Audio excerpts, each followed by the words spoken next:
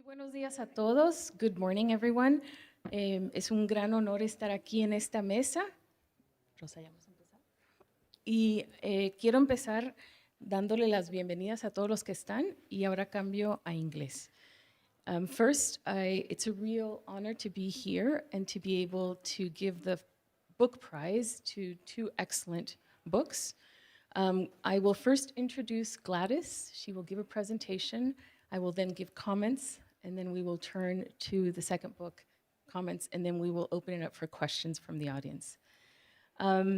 Gladys McCormick is Associate Dean for Academic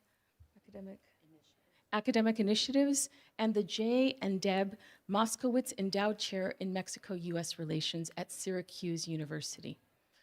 Her terrific book, The Last Door, A History of Torture in Mexico's War Against Subversives by the University of California Press, won this year's book award, and a Howard Klein Book Award. And with that very short presentation, I'll leave my comments about the book and its importance for the historiography of Mexico and Latin America in general for my general comments. Hi everybody, y con todo gusto más adelante si podemos hablar en el español, pero a propósito de la presentación y la ponencia lo voy a hacer en el inglés. Primero que nada, first off, I'd love to thank the committee for this award. It was very surprising, and I was thrilled to have gotten the email with the announcement, in part because I feel like it's an endorsement not just of the book, but this type of scholarship and the methodologies that went into it. And again, it's a prize that I share with many individuals, including those who are based in the US, but actually more so largely based in Mexico. So thank you again to the committee.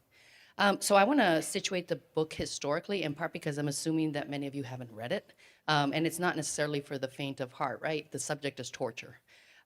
So The Last Door traces Mexican security forces' use of torture across what scholars refer to today as the Dirty War, which is roughly the period in Mexico from about 1968 to 1982. This was a moment of tremendous paradox in Mexican political life. At the time, Mexico was reveling as a haven for political exiles fleeing from brutal military dictatorships across the Southern Cone. It was a stable, single-party, so-called democracy. Mexico stood conspicuously apart from its regional peers, Chile, Argentina, Uruguay, Brazil, countries that had fallen prey to military juntas, and from its Central American neighbors, which were being torn apart by devastating civil wars, and in Guatemala's case, genocidal state violence. And yet, Mexico periodically erupted in brutal, spectacular forms of violence in the maintaining of social peace. The massacre of students on the eve of the Olympics in 1968 at Tlatelolco and the Corpus Christi massacre of 1961 are the best known examples. Lesser known, but just as violent, if not more violent, was what was taking place in rural areas such as Guerrero, where repression operated far away from international scrutiny. In response to the government's hardline posture, even towards moderate calls for social change, a generation of activists after 1968 chose much more radical paths, taking up arms, choosing clandestinity, and calling for the violent overthrow of the state. By the peak of the conflict, there were approximately 35 guerrilla groups operating in both rural and urban areas in Mexico in the mid-1970s. The government responded with covert counterinsurgency campaign that by the late 1970s had effectively destroyed them. Until fairly recently, we knew little about how this campaign was actually conducted. It was a successful effort to silence the historical record held firm by El Partido de la Revolución Institucional, the PRI, as long as they remained in power, which they did so until the year 2000.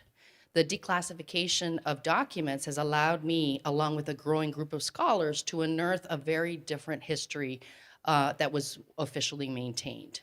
Now I'm going to divide my presentation into sort of three lenses.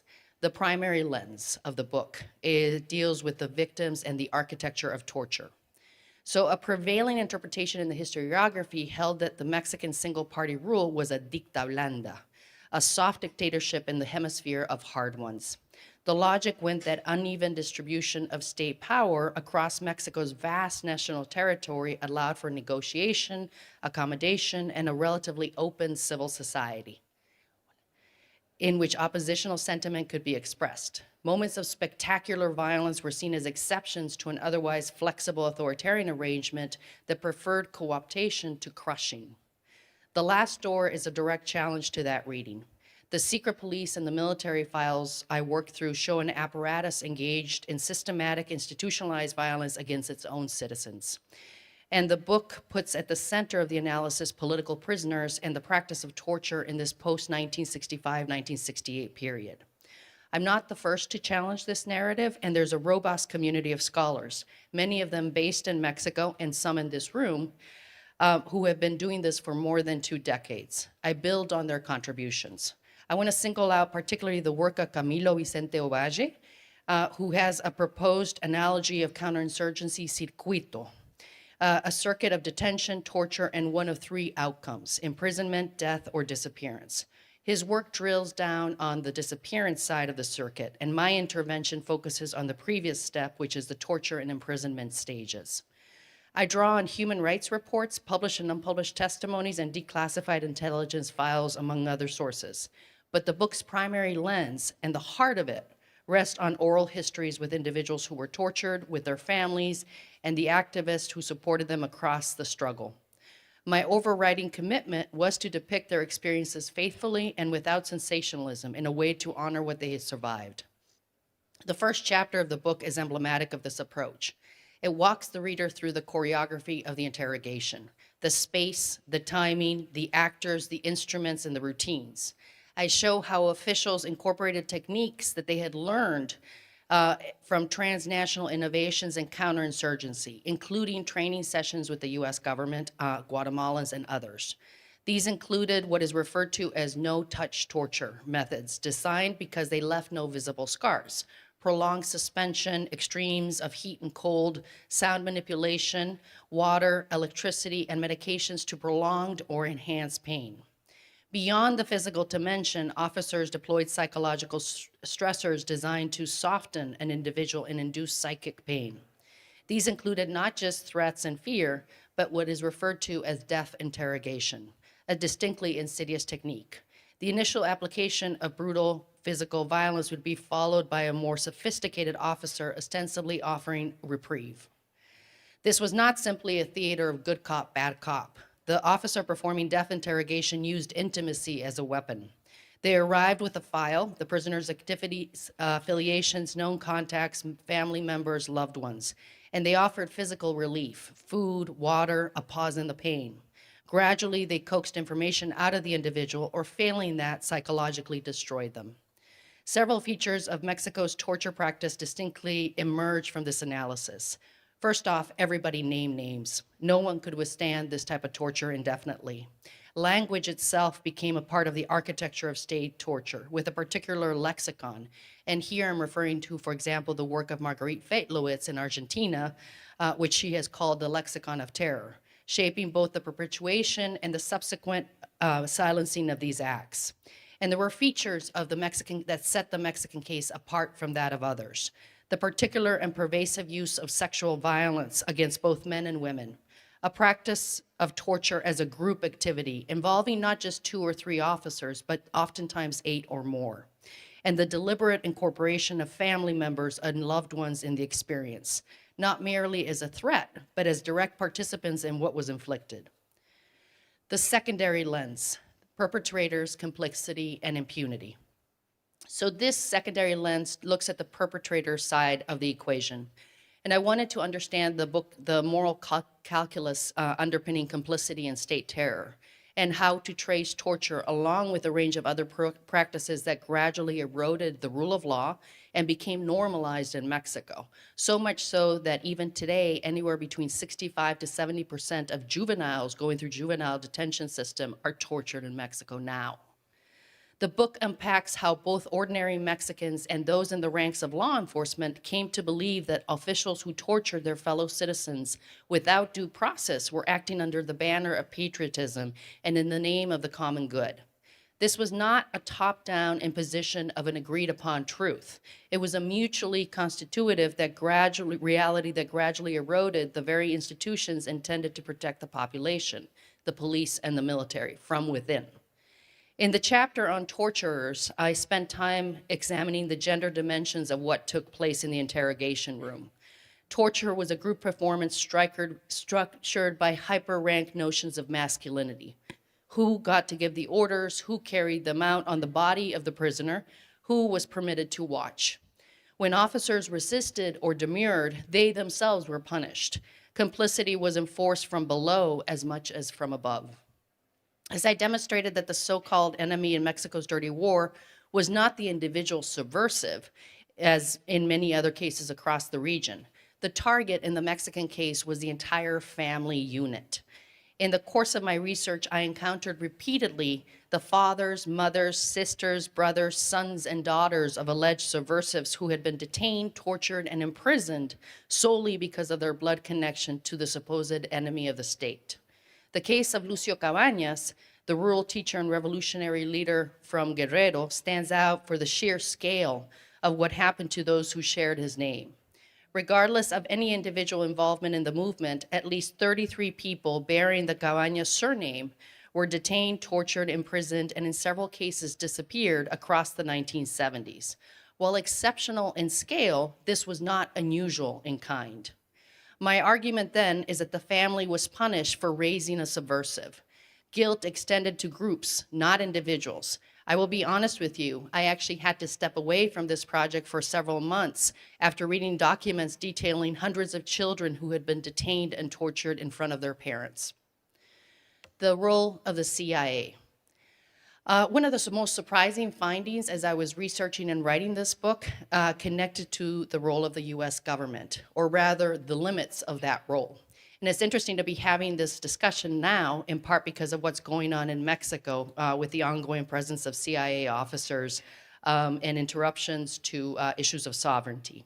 So Al McCoy is perhaps the preeminent authority on US torture programs and counterinsurgency, with a body of work covering Vietnam, the Philippines, Iraq, and Colombia. He and I knew each other from my time at UW-Madison, and I consulted with him at various points in research because I wanted to understand whether what I was finding in Mexico resonated with patterns elsewhere. After reviewing my work, he sent me a message that stopped me short.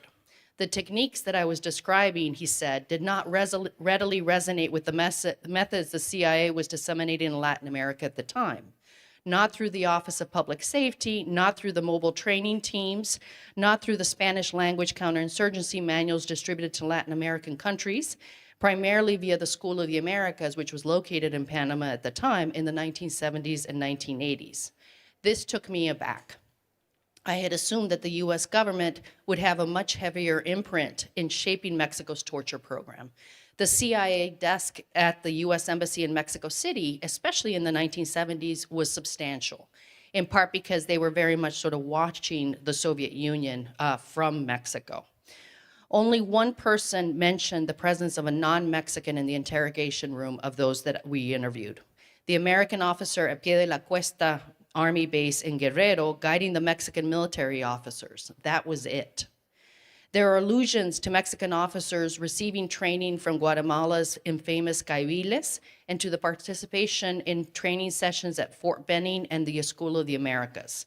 That training filtered into the interrogation room, but it was often complemented by, and in many respects subordinated to, a distinctly Mexican approach. Mexican law enforcement officers, I argue, were much more capable of directing counterinsurgency campaigns in the 1970s without the instrumental guidance of the United States. So let me be clear here that this changed dramatically with the shift to counter-narcotics operations. The work of Adela Cedillo documents the increasing presence of CIA and especially DEA officers on the ground, starting with, for example, Operation Condor in the late 1970s and accelerating through the 1980s with the rise of the drug cartels. The roster of the School of the Americas graduates from Mexico climbs sharply across this period. The US role in Mexico's security apparatus is real and it's documented, but the weight falls differently than I initially expected. Beyond the Southern Cone paradigm, I want to address a historiographical debate that has shaped, and I would argue constrained, the study of state terror in Mexico. In the early to mid 2010s, there were very few US-based scholars studying state-sponsored repression in Mexico, in part because the prevailing consensus held that what happened here was a softer variant of authoritarianism harder authoritarianism found elsewhere. I want to give you a sense of what that environment felt like. When I gave a talk at the University of Chicago during this period and made explicit comparisons between what transpired in Mexico in the 1970s and the dirty wars of Argentina and Chile, a renowned faculty member there publicly excoriated me. In his words, the comparison was invalid.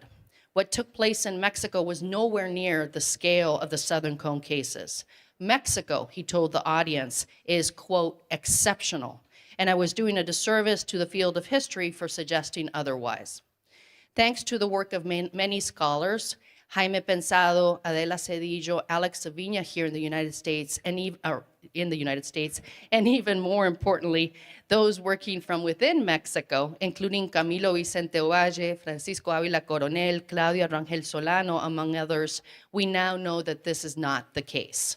The problem, I have come to believe, is not that Mexico doesn't qualify as a site for dirty war.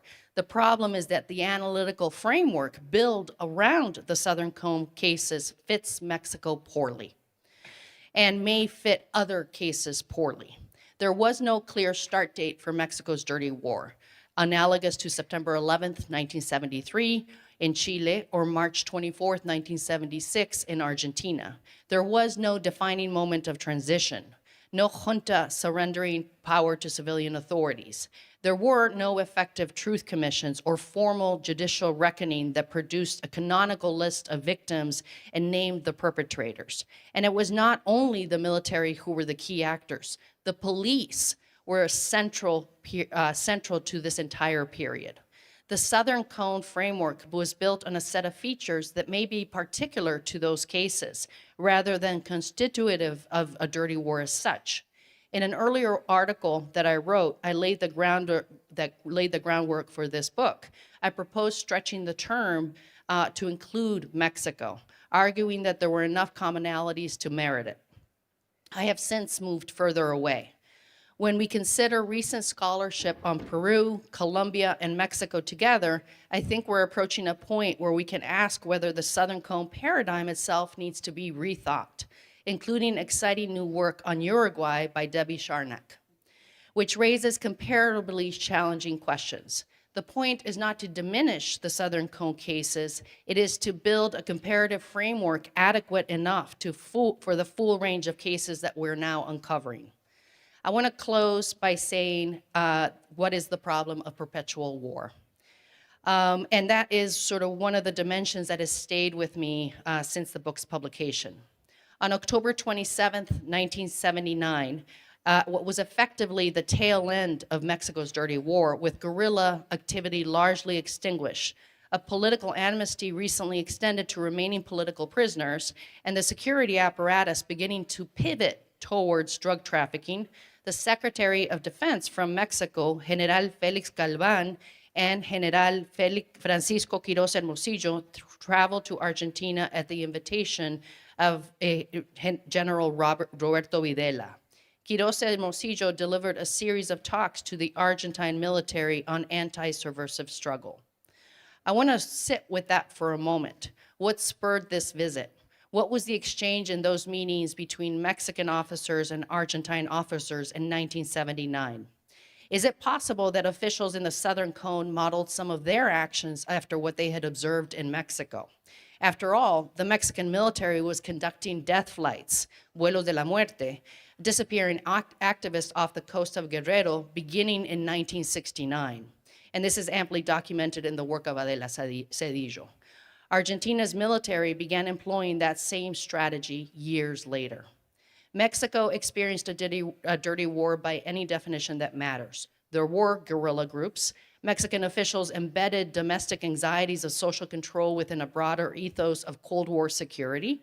Thousands of victims fitting some category of constructed guilt. Perpetrators who developed their methods through a combination of transnational counterinsurgency training and internally generated practices, and perpetrators who never apologized and were never held socially or legally accountable for what they did. What we see in Mexico, in essence, is the worst-case scenario of what happens in the absence of formal judicial reckoning or an effective, let me underscore, effective truth commission. When the rule of law is suspended so completely and for so long, it becomes a veneer.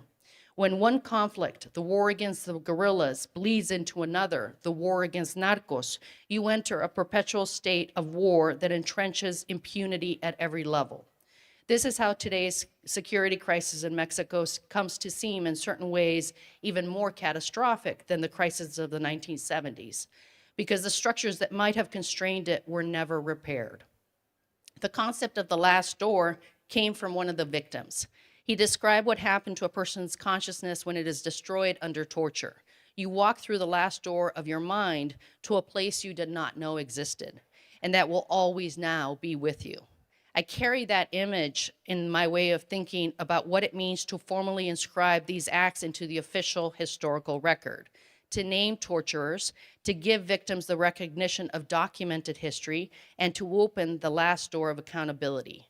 Many individuals and organizations have attempted to do exactly that. There has been no shortage of official announcements of truth-seeking initiatives over the years, and yet none of them have achieved what the victims have demanded for decades: justice, reparation, and a permanent place in Mexico's official memory. That wound remains open. Thank you.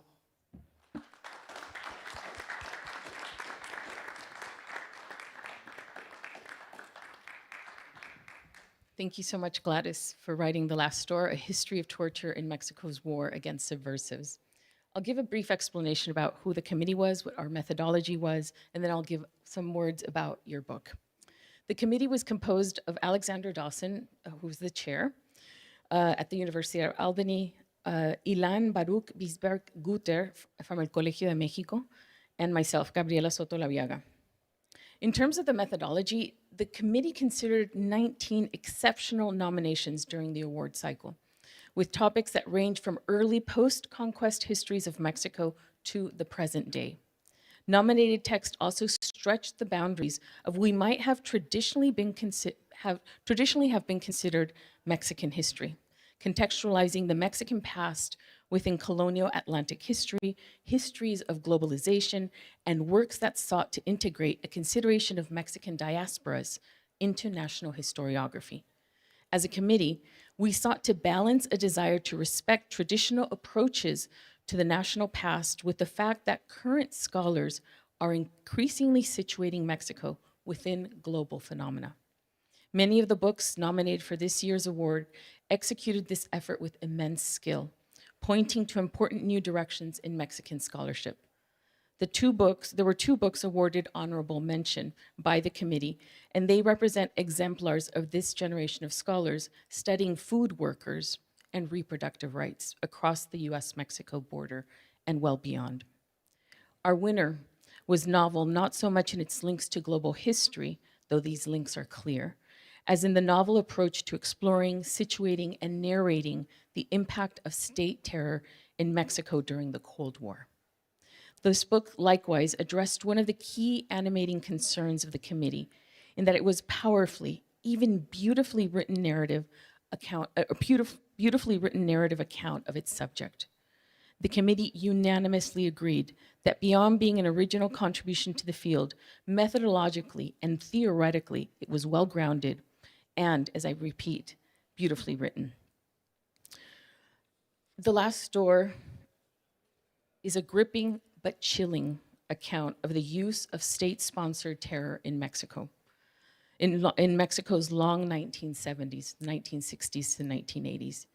Because this type of torture was intended to destroy the individual, both physically and psychologically, and their networks, the first chapter delves into the actual methods of torture. An interesting choice, but which the author explains that having the reader first immerse themselves in the basements and rooms where men, women, and children were tortured by fellow Mexicans dispels the myth that the dirty war did not happen in Mexico, or that it was, quote, different from its South American counterparts. The author argues that the state promoted a culture of fear, and for this to work, torture had to be a collective endeavor. Doctors, nurses, landlords, and neighbors all had to be participants in some form. When reading about electrocution, waterboarding, castration, and rape at the hands of the state, the reader witnesses how easily the rule of law crumbles when a repressive regime takes over. The committee felt that The Last Door pushed us to expand our grasp of modern Mexican history by bringing to the foreground the underbelly of repression, from the conspirators to the torturers to those who were targeted. Relying on archival material as well as interviews with survivors of state torture, the author documents the lasting trauma, decades after the physical wounds have healed, of those citizens who were targeted by the state. I have to add that we were reading these books in the summer of 2025, when the raids began across American cities against immigrants, in particular those who looked like us at this table.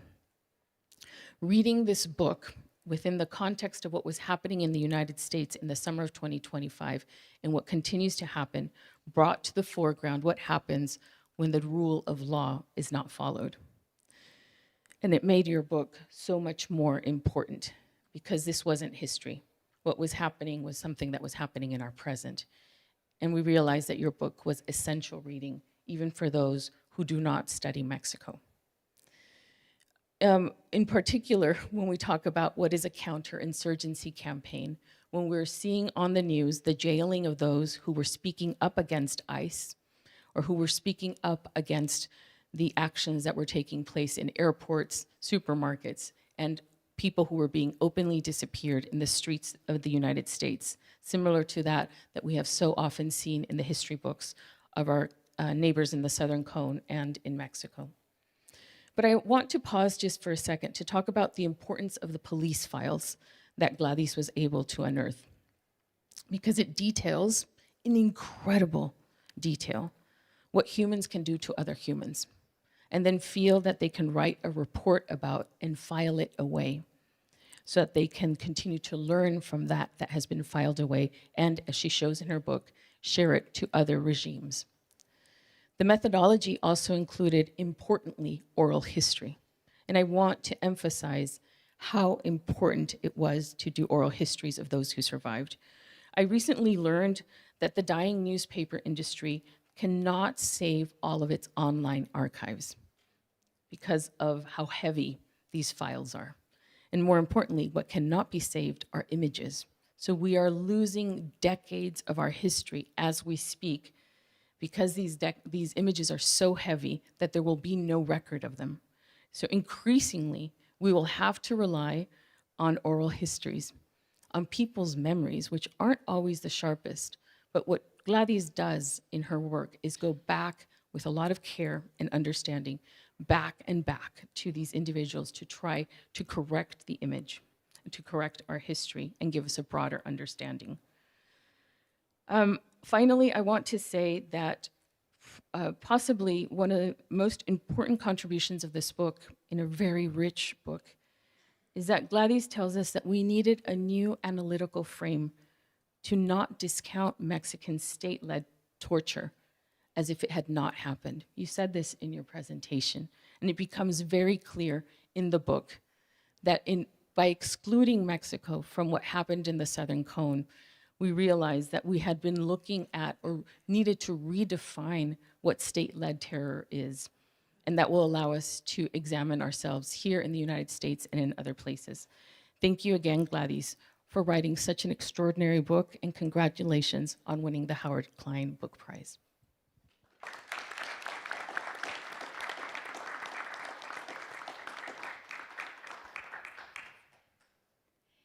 Thank you. Good morning. My name is Maria Rosa Oliveira Williams, and I have served as co-chair alongside Amelia Kittle of the 2026 Luciano Tomassini Prize for Books on Latin American International Relations.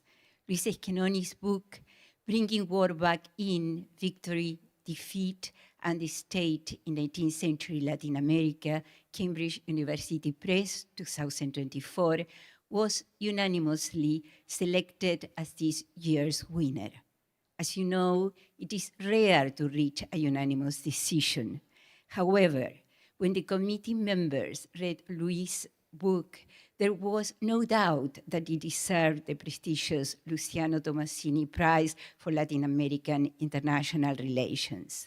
Schenoni's vast knowledge of Latin American history, combined with his skillful application of diverse social science methodologies to his insightful analysis of the role of war in state building, particularly in Latin America, though with broader implications for the theory of war, establishes this book as a seminal contribution to the study of Latin American international relations, as well as to the social and cultural study of Latin America and the Caribbean. The book's argument that it is victory in war that best explains state building in 18th century Latin America is highly original. Schenoni's engagement with classical and contemporary theories of war, combined with his clear and elegant writing style, makes Bringing War Back in essential reading for all Latin Americanists. The book also sheds light on many issues concerning the current situation on the continent. This year we did have few books, only 7, but they were very excellent. Nevertheless, when we read Luis's book, we were blown out. And I have to confess that because Luis has his doctorate degree from Notre Dame, and I am a professor at the University of Notre Dame, and all the bright scholars that wrote about the book were my dear friends, that was the last book I read because I want to be absolutely fair. So I read it particularly hardly, and that book, I love it, absolutely love it. So Luis, please talk us about the book. Thank you. I'll move to the stage, I think. Do we have the presentation? Yeah.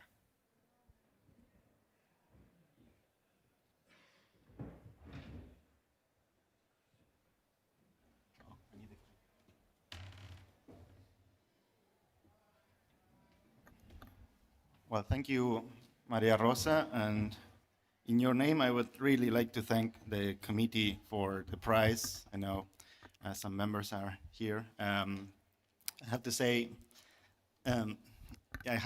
when you spend all of your doctorate researching the topic, and then you spend another 6 years finishing the book, manuscript, and then the book comes out, and you sell 3 copies, and you suspect it's your mother that bought the 3 of them. It's very disappointing, right? And then perhaps this Nobel Prize winner in economics or something gives you a big endorsement, and then you get another 3 sales, and then you realize this is going to be tough to get people to read a book.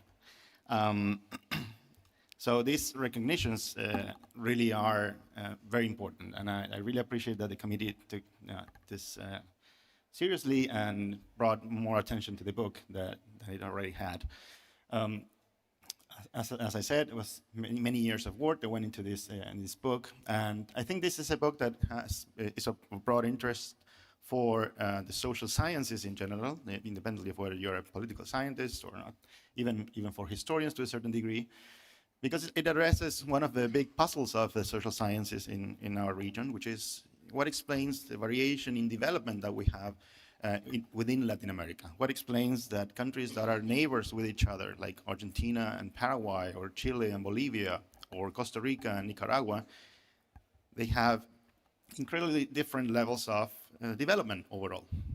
We know through research in economics and many other social sciences in general that this has to do somewhat with institutions, in particular with the state, or what we call state capacity. I think there is a convergence across the social sciences that having strong states means that you can control the territory, you can pacify the territory, you can protect private property, which would allow for investment, for economic growth. And the state that is strong, in the sense of efficient, with functional bureaucracy, can also provide the type of public goods that are directly related with development, like education or health, etc. Now, what is curious is that from the social sciences we haven't been theorizing a lot about the state in the way that the state was theorized by the most prominent theorists of state building and state formation, such as, for example, Charles Tilly, and this idea that war made a state and the state made war.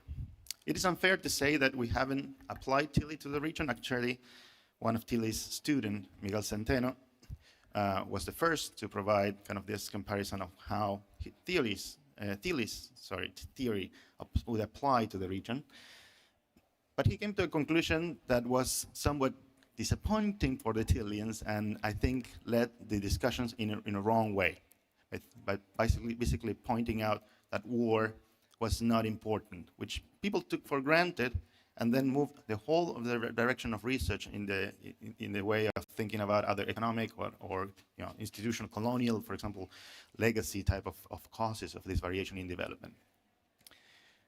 We used to think, hopefully until this book, and I hope you will read it and be persuaded otherwise, that wars in Latin America were infrequent, that we didn't have many wars, and these wars, when they happened, they were relatively mild, and also that they could be financed by money from abroad.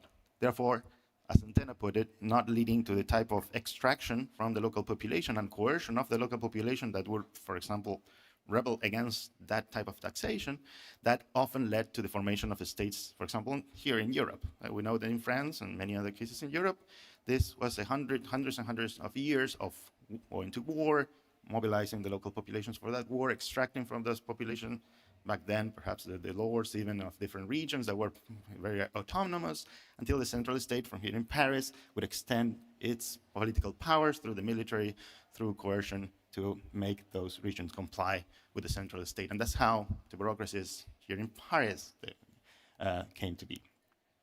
Well, we thought this didn't happen in Latin America. However, in the last 30 years, since Centeno first published his first take on this subject in the Journal of Sociology, American Journal of Sociology in 1997, all of the research on state formation has concentrated on the 19th century. Because we know, and most of us here are in Latin America, when we went to school, they tell us the 19th century is the period of state formation. This is where the states were formed. This is what they teach us at school. This is not the same for all other regions in the world, but we know it around the 1870s to the turn of the 20th century. This is the state formation period. And this, curiously, is the period where we had the most wars and the most intense wars in our history. Right? So it is therefore reasonable to think that the high number and intensity of those wars probably had some sort of effect on explaining state formation in the region, but also, and this is the focus of the book mostly, the variation in which states have higher state capacity even now, given that in the 20th century we didn't have many wars, so this trajectory is froze and consolidated. And that is the argument of the book. So here you see, as you can see, there is a table that compares interstate wars, and the focus of this book is on interstate wars because these are the really severe ones, the ones that really need very high levels of mobilization, unlike civil wars, that some of which can be very important, but most of which are of a lesser severity. You can see there were far more warfare in Latin America than in Europe. When it happened, our wars lasted far more during this is a long 19th century, from the end of the Napoleonic Wars until World War I. And that our wars were far more severe, for example, in terms of the fatalities that they caused as a proportion of the population of our countries. Okay? I think people don't think of our wars, the Latin American wars, as wars of relevance sometimes because they're thinking about the total numbers. So for example, if Uruguay during the Great Siege of Montevideo in the 1840s, or in what the Costa Ricans call the Campaña Nacional del 56, which is what was sometimes in English is referred to as the filibuster war in the 1850s. Sometimes, because these armies were of 10,000 people, and perhaps 10,000 people died in these wars, they look tiny. But actually, the population of both Uruguay and Costa Rica in those times was 100,000 people. So that's 10% of the population. when the Grande Armée of Napoleon left Paris to go to Russia, in 1812, that army had around 250,000 people, but that represented only 2.3% of the French population. Our armies in Latin America, they represented sometimes 10% of the population, 3 times the mobilization of the largest army ever assembled in history here in Europe. So that means we had a lot of war. I mean, and these wars probably had some sort of effect. And then I get this question by some of my colleagues, where they ask me, well, but no one saw this? I mean, historians probably knew about this. Well, now I've realized a year after the book is out, that the historians actually knew about this. So that's the first thing. For the historians, this is really obvious. It's like, you political scientists and social scientists, you're really crazy. Whoa, why do you come up with these theories? But I think there was another reason, that is that in Latin America, states, so basically, in the case of Latin America, states don't die. The states that fought these wars didn't disappear. So that allows us to focus a bit more on an aspect of Bellis's theory, which is this theory that war made the state and that the state made war, coined by Charles Tilly, etc., that has been a bit neglected in other regions of the world, which is the importance of the war outcomes. So many people argue that, well, in Latin America, war didn't make the state because every state survived. So probably the war was not such an important factor. Well, if you remember, the theory doesn't require you to die. Basically, the theory requires that there is an external threat that will push you, French state, or the Argentinas or Brazils, whatever, to raise an army, therefore tax the population, increase, therefore, your fiscal capacity, because you have this new taxation, repress the local rebellions against that taxation, which leads to coercive capacity of the state, etc. But then what Latin American allows us to see, actually, is that whether that capacity that was developed of the state, those bureaucracies, those taxes that were developed for the purposes of fighting that war, whether they survive or not in the post-war period will depend, obviously, on whether that effort is successful.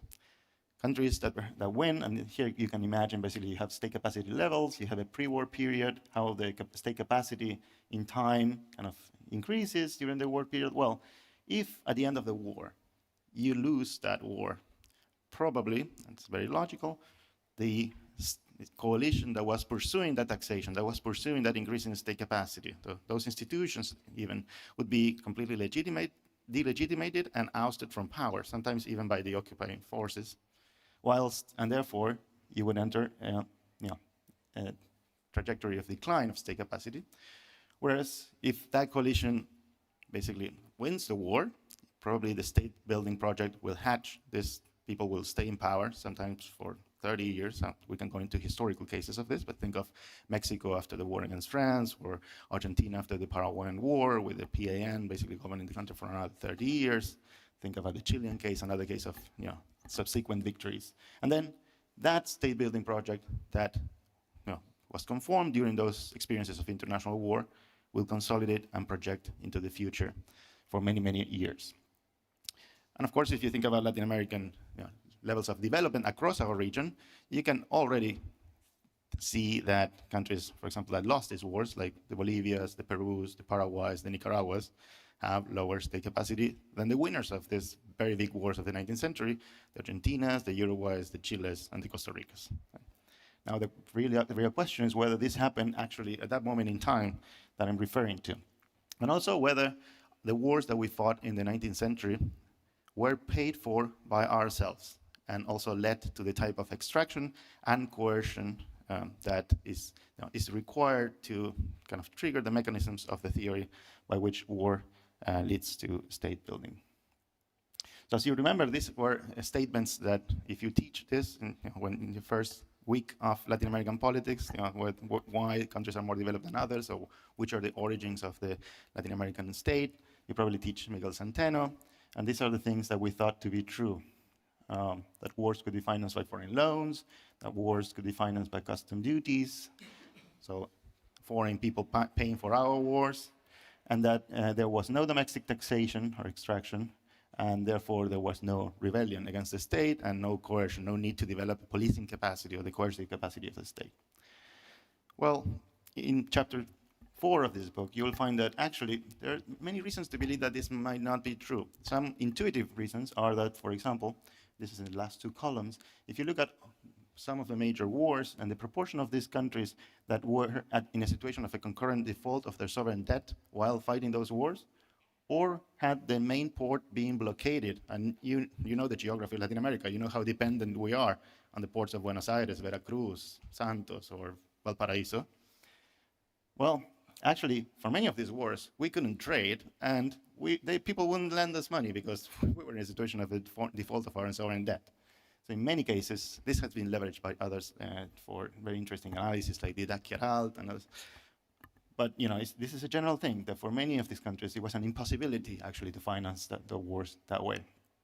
So in this chapter, this is more for the social scientists in the room, but basically what I do is I look at all of the 19th century, all of the country years in the 19th century, and how the existence of a foreign militarized threat, even if short of war, which in political science we count 1,000 battle deaths as something to become a war, but even if short of war, if a militarized external threat causes or not an increase in revenue from these external sources, or it does increase in the revenue from domestic sources and therefore leads to rebellions that then we need to repress. And all of these analyses basically show that the conventional wisdom was wrong. That basically when we had these quote-unquote wars, the duty collection declined. So this is the column to the left, and all of these are different specifications of different models. The tariffs levels that we could impose on trade also had to decline because we had to promote trade, because we needed arms, we needed to fight these wars, and we needed supplies, etc. So the tariffs that we imposed on trade declined by 20% on average. The likelihood of acquiring a new foreign loan didn't change. It was as likely that we would resort to external finances. But what we did do was we devaluated our currency by around 20% vis-a-vis the dollar is the indicator. In particular, at that time in history, it was not relevant. But the point is, we exited the gold pattern, and we paid the soldiers with paper money, and then they could buy less food stuff or whatever they wanted. So we imposed the cost on the local populations. And we know, if you remember the history we learned at school, or if you're historians, that led to inflation during these wars, which also led to rebellions. And also the social scientists, we can pick up what historians already knew about how many rebellions and coups d'etat, for example, took place during these episodes of heightened international warfare, with coups, for example, increasing in their likelihood by 2 to 3 odd ratios, and the same thing with the probability of a civil war. So there was there was extraction, because we couldn't pay for with external money, and there was coercion systematically when we had these episodes of international warfare. Now, the other interesting question or kind of proposal of the book is that actually these projects that were built while fighting the war, this strengthening of the state while we fought these wars, would actually succeed or not, depending on the outcome of the war. Right?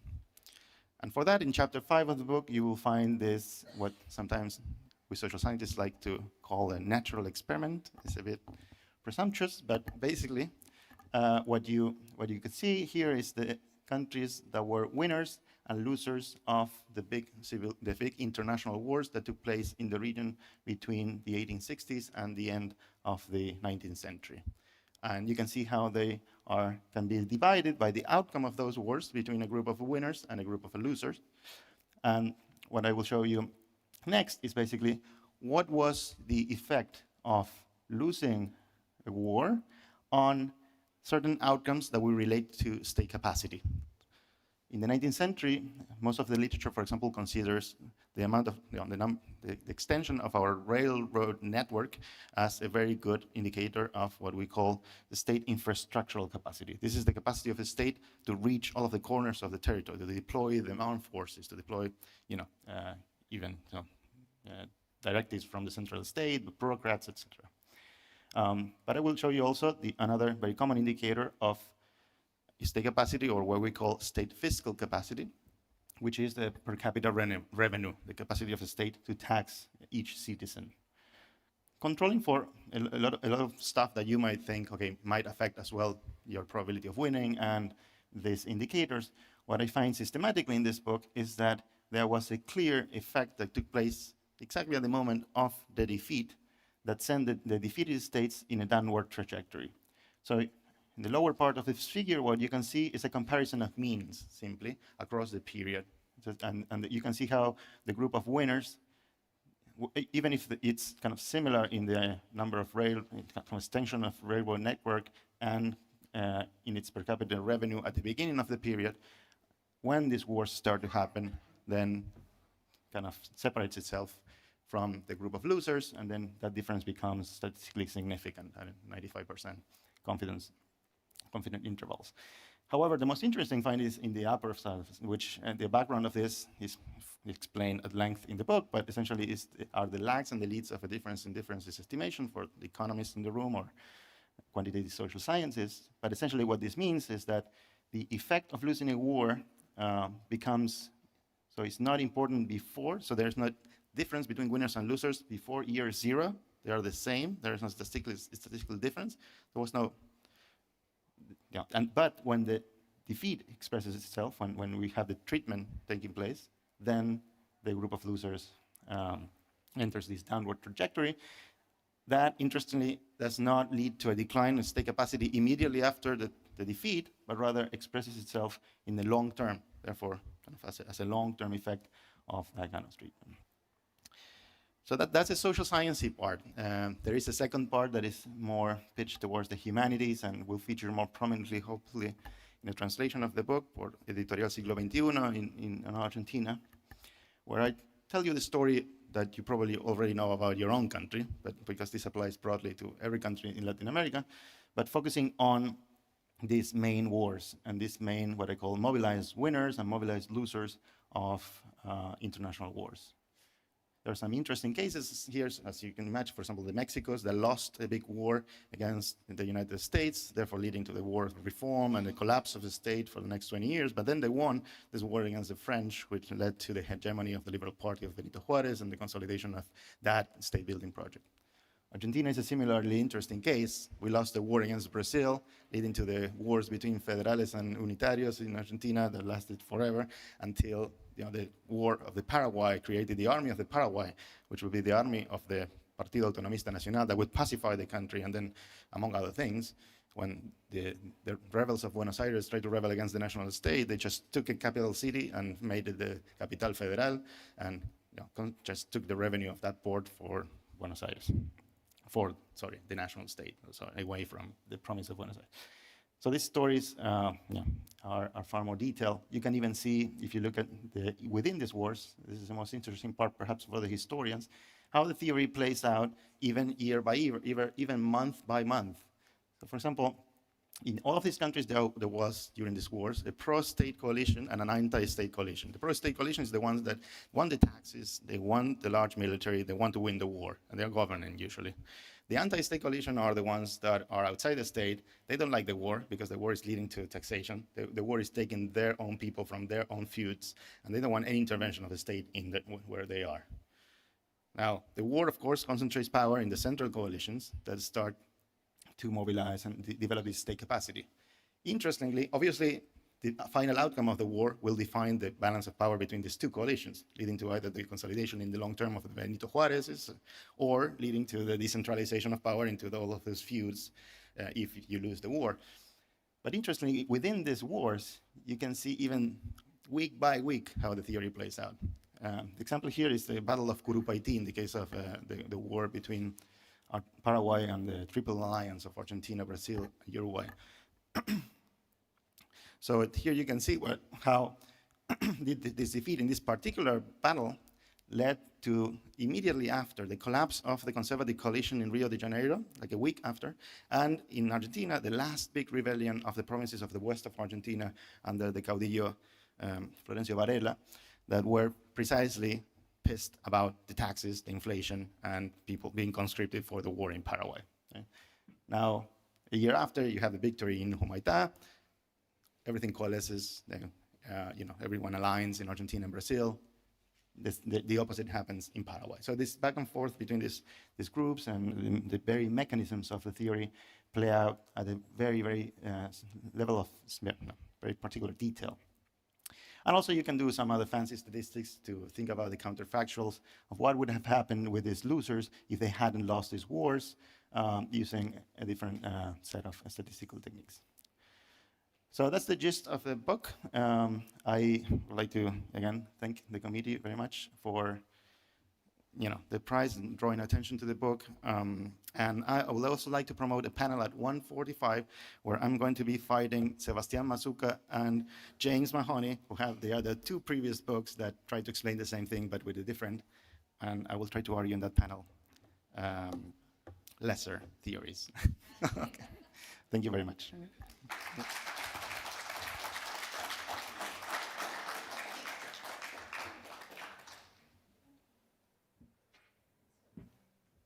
Now we invite people to ask questions, comments for both our wonderful presenters and authors of beautiful and powerful books.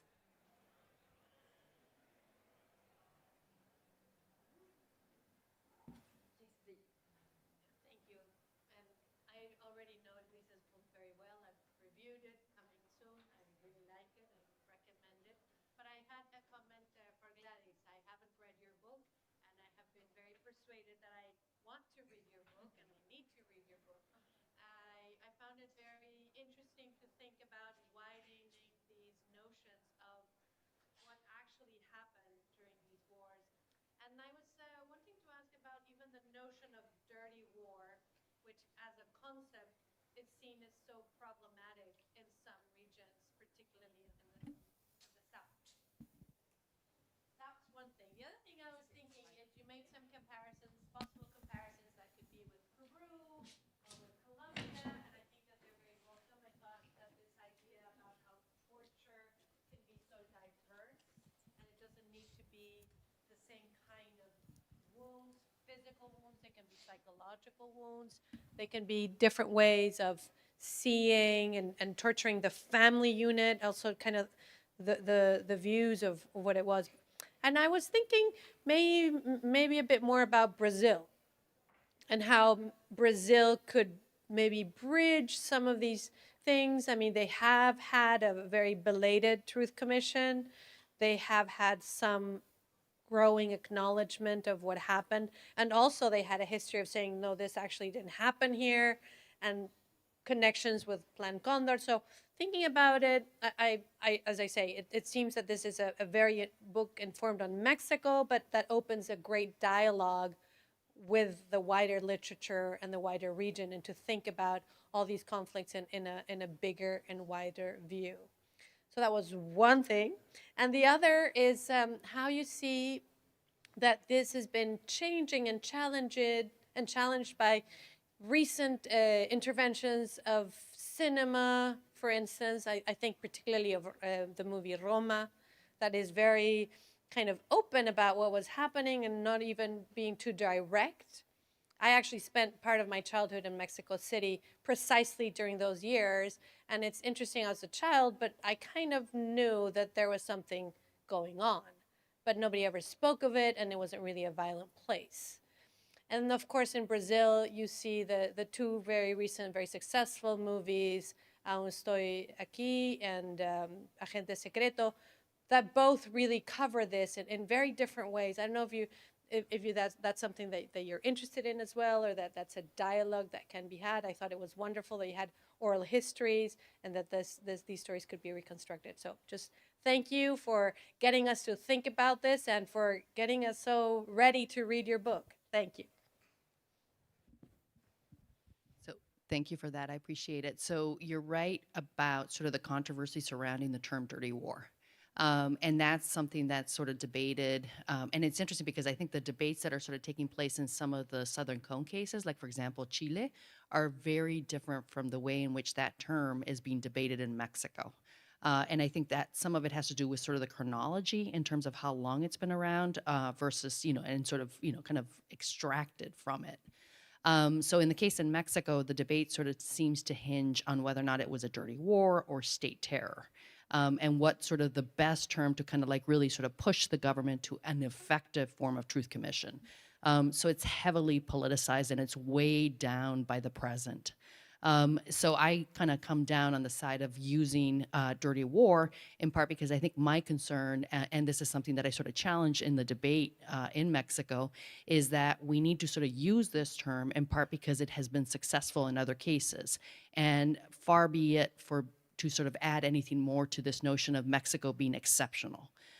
So I think for those purposes to sort of push against the fact that this is a pattern, that there are other cases similar to it, we need to actually sort of embrace dirty war rather than sort of shy away from it, in part because of those sorts of notions of exceptionality.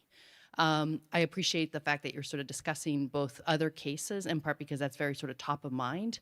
And I think especially with the case in Brazil, you're right. And there's sort of a rich kind of way in which to sort of think about how the case of Brazil also opens up como una vena, I have no idea how you say that in English, para seguir.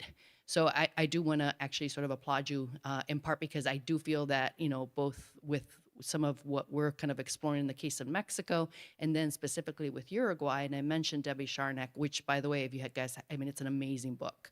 It sort of suggests that we are now sort of at a moment to really think much more broadly about what that terminology and ways and frameworks of understanding state terror might be away from some of the standard cases.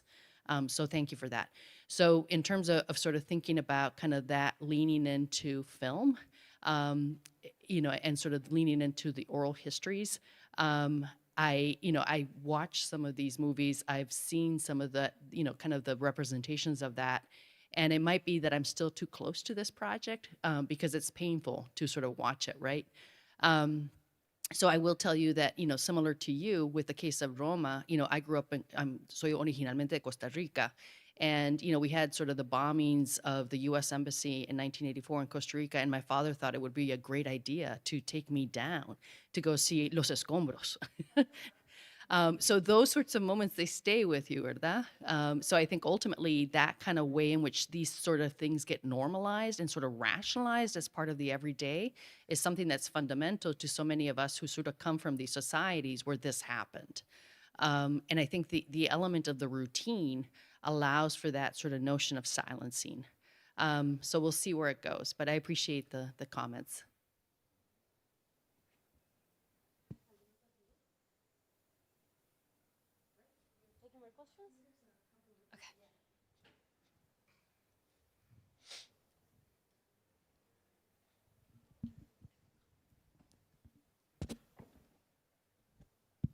It's on.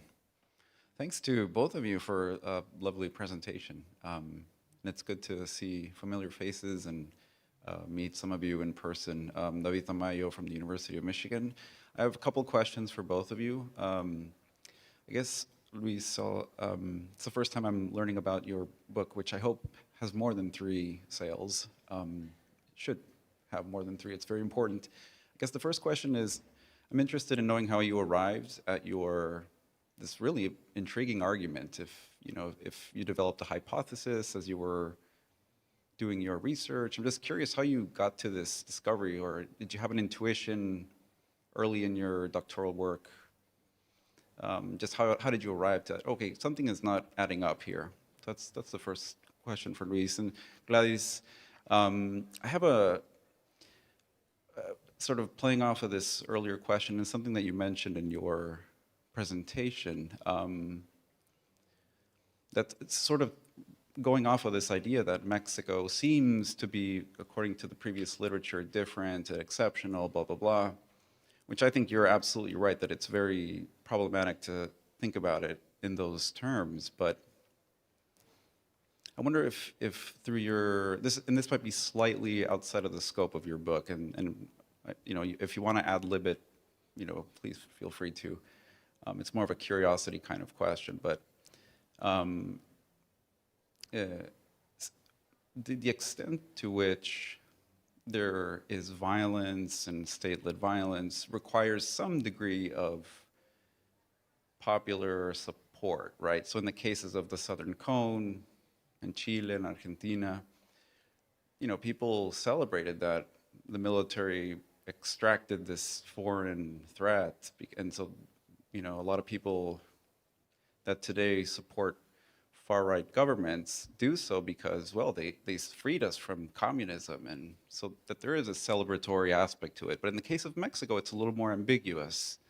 So I guess the question that I'm asking is, did you in your research get a sense of civil society, not just the nurses and doctors that you encountered in your research, but maybe other folks that gave consent to this, that applauded it, that probably thought this is something positive, that torturing people in the name of saving the nation, etc. And I think maybe tapping into that lets us understand the PRI in a different way, that it ruled not just with an iron fist, but also with popular consent. So anyway, this is just sort of, do you have any sense of that? Thank you. Well, thank you for the question. So I have to say the 3 copies was actually a joke. It's a bit more, but not much larger number. But no, I mean, the book obviously is making it into syllabi and top schools and things like this because it's a useful counterpoint to Centeno, basically. And also that because with the exception of Sebastián Mazuca and Jim here, the arguments that have been around for the past 10, 15 years in this field are not particularly persuasive. So I think the book is doing well in that regard. And one of the this is a great question, actually. How did I arrive to this? So I took this class at Notre Dame with Victoria Timbor Hui. She's a scholar from Hong Kong.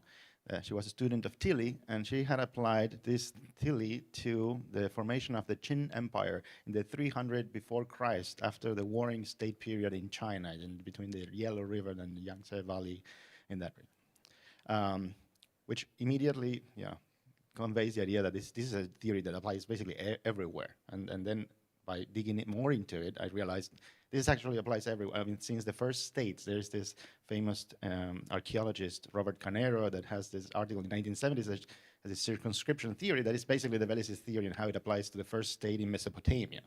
So the purpose of that class by Victoria was to show us that, week by week we would do a different region, how the Velis's theory actually applied to every single region.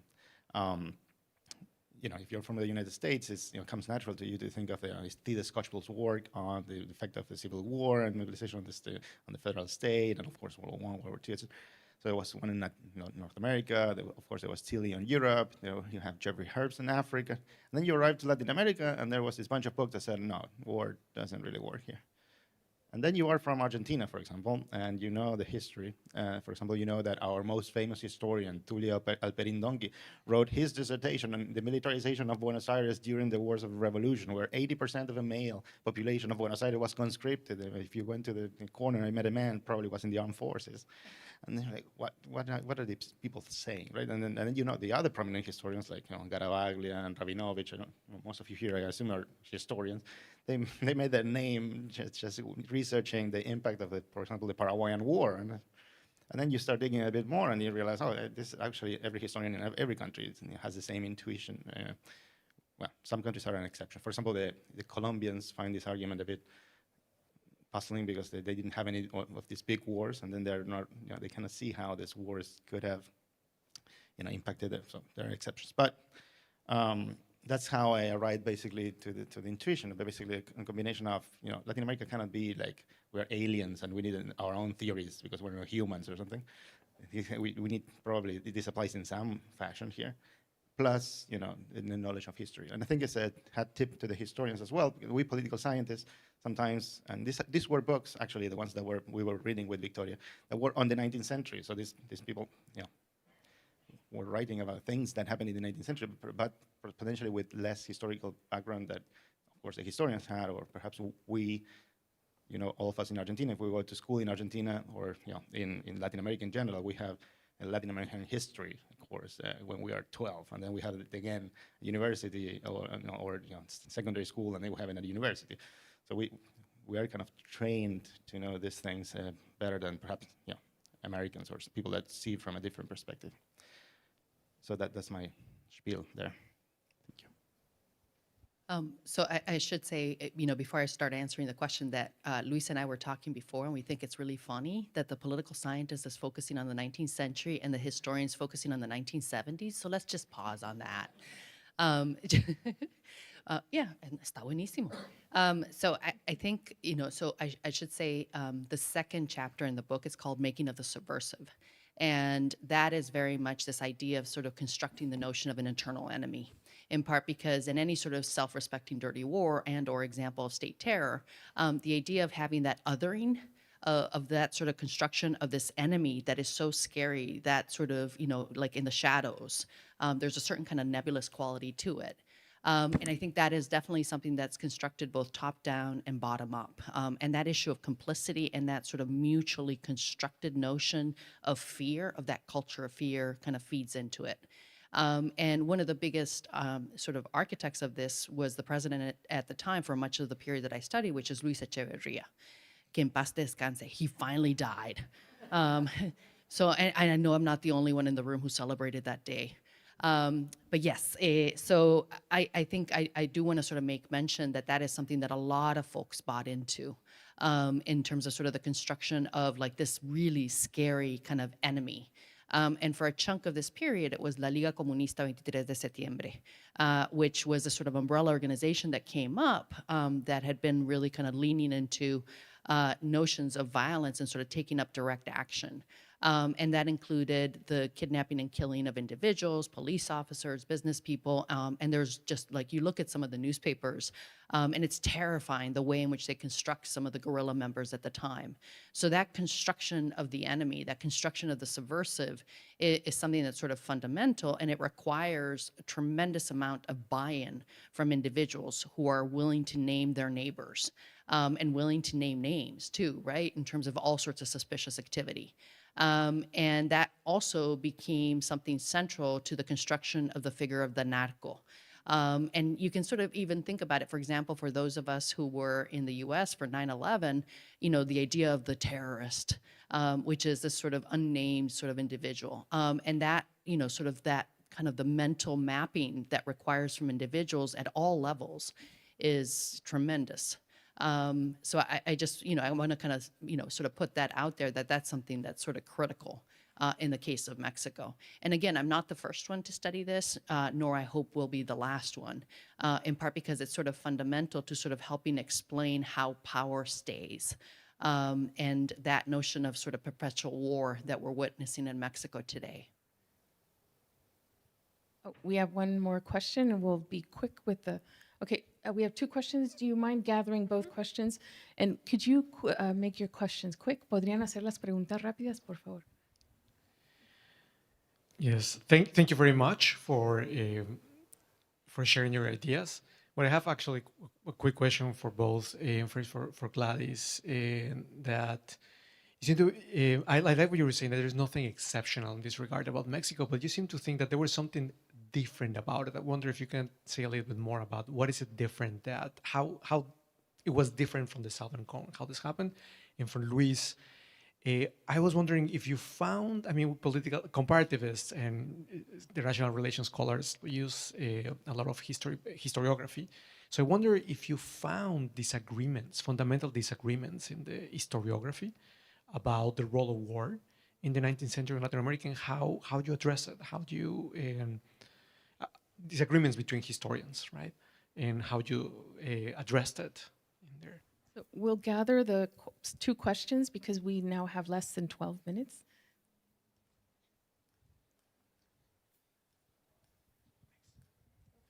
Thank you, and congratulations to both of you. These are fantastic projects, wonderful books. I have just a question for each one of the authors. It's very striking when one hears the two presentations side by side. It's wonderful, but it invites the question, or it begs the question. Luis, I know that this is probably outside the scope of the project, but I would love for you to talk about, in political science, we talk a lot about state capacity. But what about state accountability?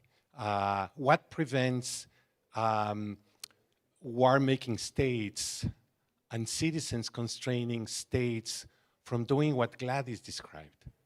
So could you reflect a little bit about the type of states that war creates in terms of the ability of citizens to hold Leviathan accountable and creating democratic polities? Gladys, I would love to hear from you questions about state capacity. So are we talking about, because you did describe a unique state capacity, probably not the most productive state capacity, that Mexican forces had in innovating, sadly, in the wrong type of development, which is torture techniques. Thank you for two wonderful books. Well, thank you for actually two wonderful questions as well. The disagreement between historians. So I hope the historians will read the book and find that I did my work more or less. I know Natalia thinks she actually, I had to say, she's one of the many authors that in her historical work has also made similar point for example, Peru in a magnificent CUP book also that you should all read about the impact of in particular independence wars and the Peruvian military and state consolidation in the early 19th century. Now, one of the things that I did was read all of the historians, then focus on the latest historiography in general.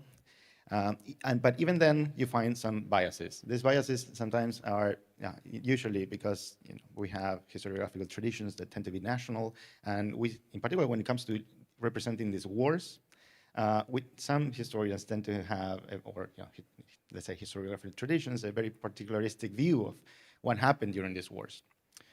To put the most blatant example of this, for example, in 1952, Argentina was invaded by the Empire of Brazil. The army of Peter II marched over Uruguay, defeated our forces and that of the Colorado Party, and then moved into Argentina. They defeated Juan Manuel de Rosas, the governor of the province of Buenos Aires, and the Brazilian Imperial Army marched in Plaza de Mayo, and then they left.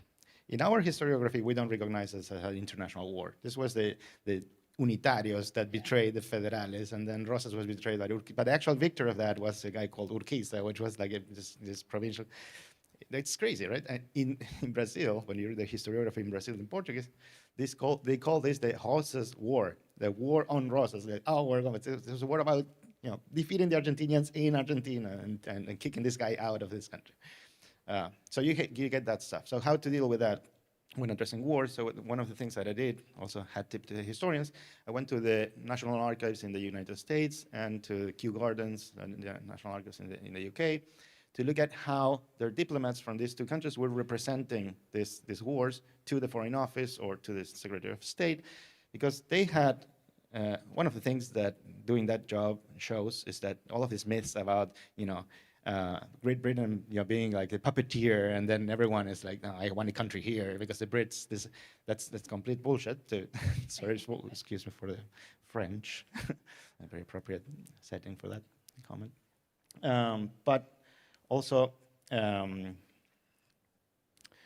basically, the reason why I did that was to get like in somewhat objective account of what was going on in these wars, like week by week, with people, because the Foreign Office or the Secretary of State, they had stakes in guessing who was going to win the war, depending on who are you going to support, or where are you going to put your investments or establish relations with, or move your embassy to this other country, depending on whether they would win or lose these wars.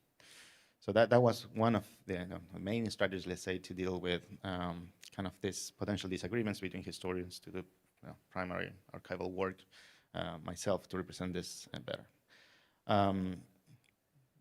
Now the historians usually are not in the business of coming up with a single explanation for things. So in disagreements in the sense of a historian saying war has nothing to do with it, it's this other factor, that never came up, because the historians tell you, well, it's a war, but there was a bit of trade, there was a bit of these other things, these institutions that were inherited. Of course, history is more complex than we political scientists and social scientists. But we push that. We push that, which is the most important factor, right? We're in the business of simplifying, where the historians are more in the business of actually knowing what happened. And then, that's true. I have no shame.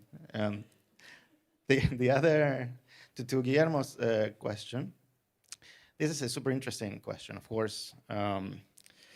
But I think it's important to realize that if you want to have accountability, you need a state to begin with, right? I think in Latin America, we're persuaded that we don't want these states to become strong, or that because we want to have the cake and eat it too. Let's say, like, we have to have a strong state that comes out of nowhere, and then that it is also accountable. Historically, the process was a bit more complex, right? This country and every other strong democracy, when they faced these wars, and Napoleonic Wars being a clear example after the French Revolutionary Wars, they went through periods of state strengthening and authoritarianism,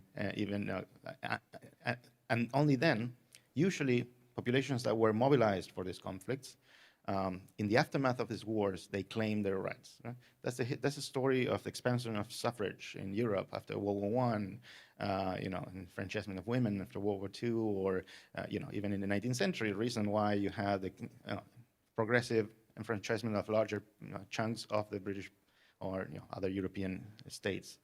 So democracy requires a state, and sometimes these two things don't happen at the same time. So I think it's important for Latin Americans to know of where we stand in this broader picture, and that we cannot have like strong accountability if we don't have a strong state. And if we are pursuing accountability against the state, without considering how complex these processes historically have been, that is not possible. Let's say. So that would be like very broad reflection on that. Oh, perfect timing. I was going to cut you off so we could have Gladys respond. And my apologies, I'm going to leave because I need to go to the other hotel to present. So wonderful. Gracias. So what are some of the features that were unique to Mexico? And I think I just want to, there's several features, but the one that really sort of stood out to me was the inclusion of the family. And this idea of sort of the subversive, not just being an individual, but actually being a unit of individuals. And that came to my mind for two reasons. One of them was by being shocked by how many individuals who were attached to Lucio Cabañas' family tree, that they themselves were captured, detained, tortured, some released, some disappeared. And many of whom appeared not necessarily to be members of a guerrilla group or anything, but rather it's just that they shared the DNA. So that was sort of one aspect of something that seemed exceptional. The other aspect, I was in Guadalajara and talking to a number of individuals, some of whom were former vikingos, which were kind of one of the guerrilla groups at the time. And we were in one of the neighborhoods there, and literally every single individual that I was talking to had some, their mothers, their fathers, their grandmothers, their tias, their siblings who had spent some time also being detained, tortured. So it was just shocking because it was everybody. And then I turned to look at some of the other cases, and there are individuals, for example, oftentimes the threat of torturing your family was enough, but the actual torturing of family, and especially children, was very rare. It did happen, but it was rare. In the Mexican case, it's a feature.